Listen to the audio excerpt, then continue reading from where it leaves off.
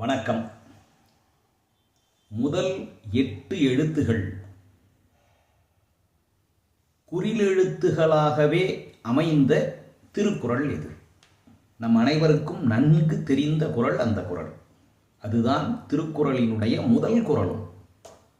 அகர முதல எழுத்தெல்லாம் ஆதிபகவன் முதற்றே உலகு. இதிலே முதலில் தொடர்ந்து 8 எழுத்துகள் குறிலெழுத்துகளாகவே அமைந்திருக்கும். எழுத்துகளுக்கெல்லாம் அகரம் அடிப்படை.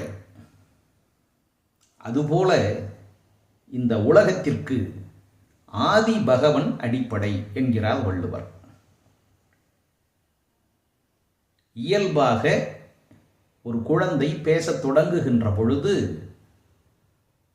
அது வாயை திறந்தால் வரக்கூடிய ஒளி அகரமாக இருக்கும். உலகத்தினுடைய பெரும்பான்மை மொழிகளில் தொடக்க எழுத்து அகரத்திலே தொடங்கும்.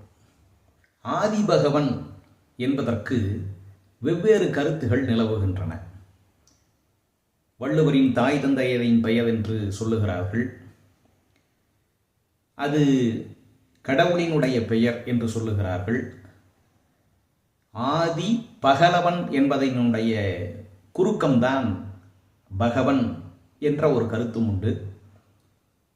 வள்ளுவருடைய முதல் குறளே ஆழ்ந்து சிந்திக்கத்தக்கதாக, பல்வேறு வினாக்களை எழுப்பக்கூடியதாக, முடிவில்லாமல் தொடர்ந்து செல்லக்கூடியதாக அமைந்திருக்கிறது.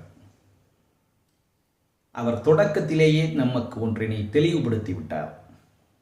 என்னை படிப்பது ஆழ்கடலுக்குள்ளே சென்று பல்வேறு அதிசயங்களை தேடுவதைப் போல என்று. நன்றி, வணக்கம்.